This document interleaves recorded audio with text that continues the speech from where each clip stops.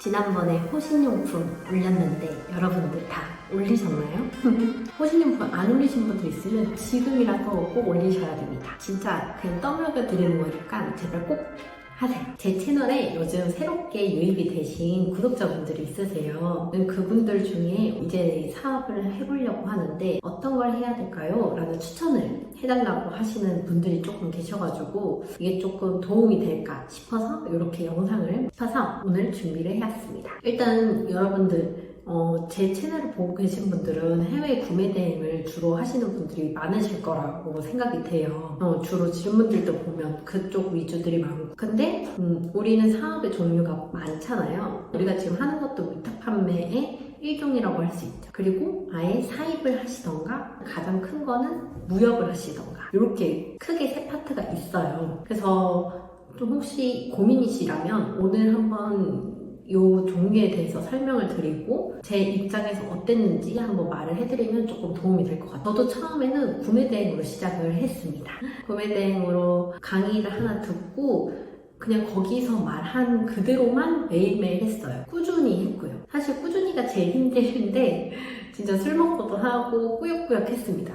그게 어떻게 보면 제가 여기까지 지금 올 수 있었던 힘이 됐던 것 같아요. 지금도 저도 일을 하고 있지만 일을 하면서도 늘 꾸준한 게 제일 크다라고 생각하고 있어요. 처음에는 부담이 없다라는 장점이 있습니다. 근데 이게 무조건 장점만 또 있는 건 아니에요. 왜냐면 내 물건이 아니기 때문에 어떤 제품인지 정확히 볼 수 없고 그리고 고객님들한테 도착하기 전까지는 어떠한 문제가 생기고 어떠한 부분이 좀 취약해서 뭐 보안, 포장이나 이런 거를 포장을 좀 더 추가를 해야 되는데 우리가 일일이 눈으로 확인하는 게 아니다 보니까 조금은 어려울 때가 있어요. 요거는 감을 잡는 과정이 필요합니다. 저도 1년 동안은 파손도 정말 많이 되고 막 이러면서 약간 감을 익힌 것 같아요. 그래서 사람들한테도 막 이것저것 많이 물어보고 사용하는 배대지 직원분들한테도 이 제품 보내려고 하는데 파손되지 않겠냐. 그러니까 우리가 생각하는 대부분 기계 용품들은 파손율이 적긴 한데 저는 한 20만 원 넘는 거는 포장을 조금 그래 덧대서 보내곤 했습니다. 그리고 국내로 하면 위탁이 있죠.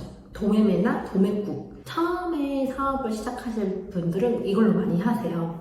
대량으로 많이 올리는 거잖아요. 그래서 해외 구매 대행이랑 사실 동일하죠. 상품의 수를 최대한 많이 올릴수록 매출이 계속 발생을 하는 구조니까. 근데 이것도 동일하고 장점은 간편하고 빠르게 올릴 수는 있다지만 또 단점은 내가 올리는 거를 다른 판매자들도 올릴 수 있다. 다른 위탁 사업 하시는 분들도 다 충분히 올릴 수 있기 때문에 경쟁력이 좀 떨어진다. 내가 이 제품을 만약에 조금 대박이 나잖아요. 이 제품을 좀 잘 판다 싶으면 다른 또 위탁을 하시는 분들이 따라할 수가 있습니다. 그래서 이 제품을 지키기가 어렵다는 거. 새로운 걸 발견하면 또 새로운 걸 또다시 발견을 해야 되는 이런 구조예요. 그래서 저는 완전 초보라면 이걸로 시작하는 것도 정말 괜찮다고 생각을 해요.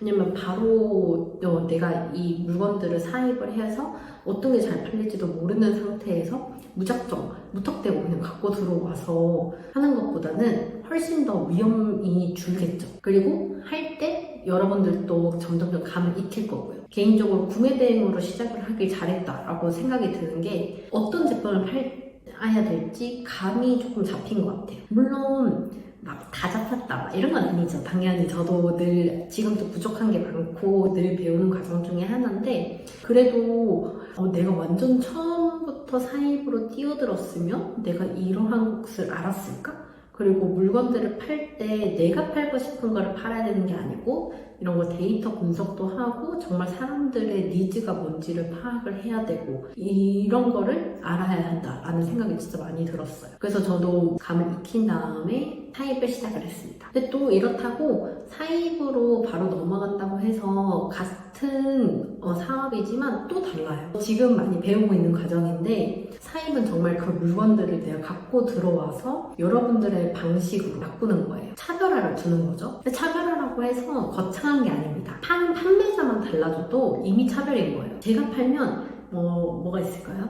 이거를 제가 팔면 피망접체의 에어팟이라고 할 수 있는 거겠죠. 만약에 다른 분이 또 파시면 다른 분의 에어팟이 될 수 있는 거고요. 왜냐면 같은 걸 팔더라도 상세 페이지나 사진이랑 이런 거랑 다 다를 거기 때문이란 말이죠. 여러분들도 뭐 같은 흰 티 같은 거 있으면 어떻게 보면 그냥 제일 저렴한 거 이런 거 아니면 재질 좋은 거 그냥 이렇게 딱 단순히만 보고 살 수 있지만 한 브랜드에 들어가서 이 브랜드가 되게 모델 때 입은 핏도 예쁘고 내가 꾸미고 싶은 룩북 이런 거랑 룩이랑 비슷하다 이렇게 하면 이 업체 걸로 사는 이유가 되잖아요. 그런 것처럼 우리가 차별을 두는 겁니다. 또 두 번째로 사입을 하면 이제는 정말 광고를 본격적으로 해야 돼요. 물론 위탁을 하실 때도 광고를 하지만 그런 광고 비용을 많이 들여도 결국 같은 거를 조금 1,200원만 싸게 파는 판매자가 들어오면 그 제품은 뺏기기가 너무 쉽거든요. 물론 리뷰로 내 제품을 지킬 수는 있다곤 하지만 사람들 입장에서 이렇게 파는 사람이 동일한 거 아예 사진도 대부분 다 동일하기 때문에 동일하면 조금 더 싼 걸 사겠죠? 그래서 위탁으로 할 때 유튜브나 이거 보면 차별성을 두고 싶으면 사진을 다르게 찍으라고 말씀해 주시는 분들이 정말 많아요. 근데 그 이야기에 공감을 하는 게 제가 앞에 말한 것처럼 사입을 할 때 사진만 다르게 찍어도 다른 상품처럼 보인다고 했는데 위탁도 동일합니다. 결국은 내가 이 상품을 갖고 와서 사진만 좀 달라도 사진만 약간 나만의 스타일로 바꾸면 요거는 또 차별화가 되거든요. 가격 비교 경쟁 이런 거에도 안 묶일 수 있어요. 대부분 그런 게 다 메인 이미지 사진이 동일하면 걸리는 경우가 많아요. 같이 세트로 묶이는 경우가 많기 때문에 사진만 달라져도 내 상품이라고 말할 수 있는 것들이 생깁니다. 그래서 돌아와서 사입으로 시작을 하면 또 광고도 열심히 해줘야 돼요. 우리가 알고 있는 검색 광고라든지 DFA 이렇게 무작위로 뜨는 광고, 페이스북 광고, 인스타 광고, 많죠. 구글 애드 광고, 기타 등등등 많이 해줘야 됩니다. 초반에 초기 자본이 필요하죠.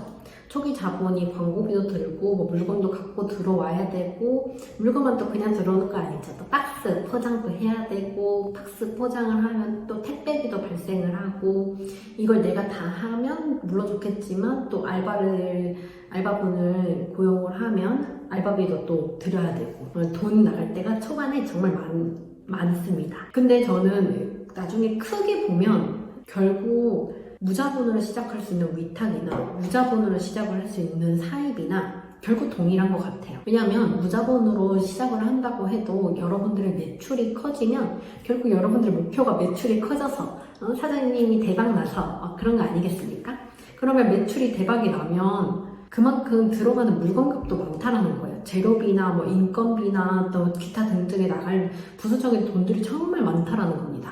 그러면 나중에 이거에 대한 비용이나 여기서 고객님들 반품이 들어오는 비용이나 이거나 국내 사입을 해서 여기서 또 발생하는 비용들이나 결국에 나중에 따져보면 동일하더라고요. 그래서 제가 그걸 정말 많이 느껴서 저는 그래서 국내 사입을 시작을 하게 된 계기도 있어요. 사입을 또 시작을 하게 된 게 품이 정말 저는 많이 들어왔다고 했잖아요.